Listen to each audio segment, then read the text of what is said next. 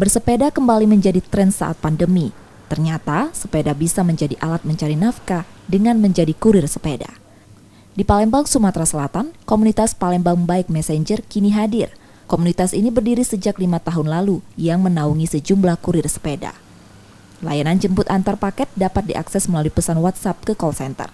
Setiap pengantaran mengenakan tarif Rp10.000 untuk dalam kota dan tambahan Rp5.000 untuk tujuan pinggiran kota.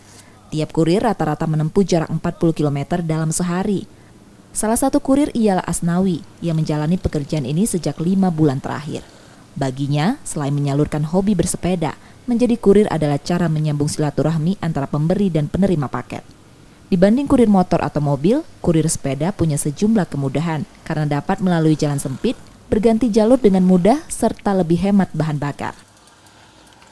Kelebihan dari kurir sepeda ini cukup banyak ya. Yang pertama tentu saja adalah ramah lingkungan karena bersepeda adalah sarana bebas polusi.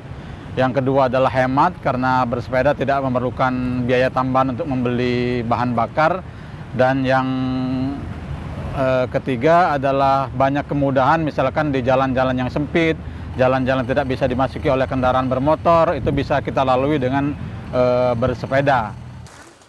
Belakangan permintaan pengguna jasa kurir sepeda semakin meningkat. Sejak setahun terakhir, jasa kurir sepeda untuk mengantarkan barang dagangan ke pelanggan naik. Pilihan tersebut karena selain murah, juga turut mendukung transportasi ramah lingkungan. Soalnya Bike Messenger itu kalau misalnya kita hubungin bisa cepat responnya. Terus harganya murah dan sekalian kita juga sambil bersosialisasi tentang lingkungan gitu.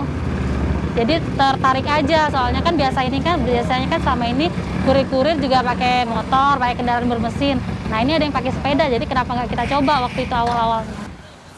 Seiring meningkatnya tren bersepeda, kurir sepeda dapat menjadi pilihan alternatif untuk pengiriman barang yang murah, cepat, dan bebas polusi.